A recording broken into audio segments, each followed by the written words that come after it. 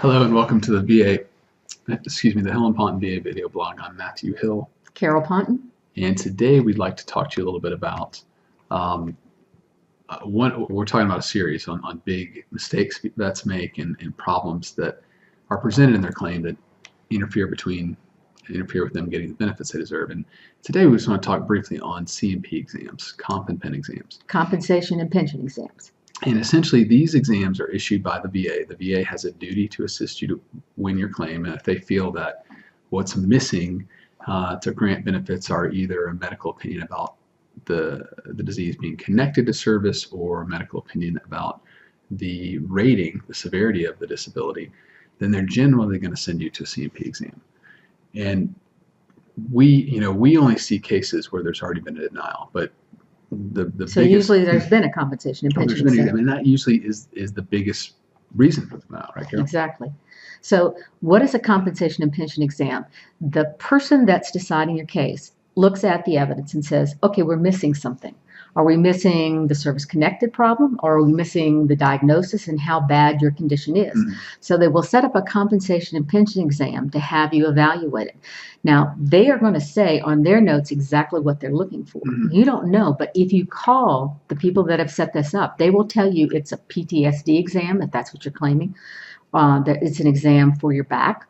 Maybe they're going to do some testing on you, blood work, to see if you have diabetes. So they will let you know. So you need to be prepared for that exam. If you're going in for PTSD, you should get there's a form that the VA has, and it lists problems that anybody who has PTSD has: nightmares, flashbacks, lack of trust, anger. And if you don't have a problem in each one of those little categories, you don't have PTSD, according to the VA. So you really need to figure out what are they looking for, because it's not that our veterans don't have it. It's they usually talk about what's bothering the most that day. Right.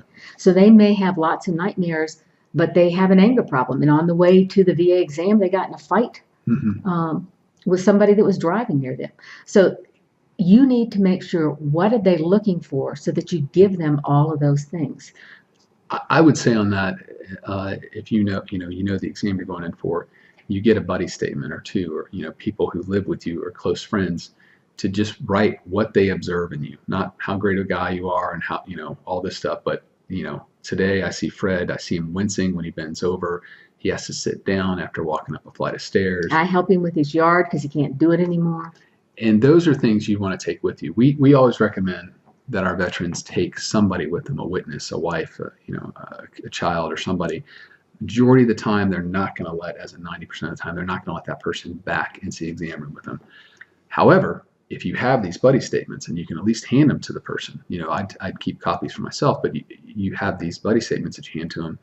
The doctor should review that, hopefully, and have an understanding of how bad it is, but then also note that in their review. But to be safe, you should turn that into the VA separately. Yeah. We also find that the VA will also often give you a form to fill out, and you need to make sure that form is complete. If they're talking about your back, talk about the pain going down your leg, or the fact that you're incontinent, or the fact that makes you depressed.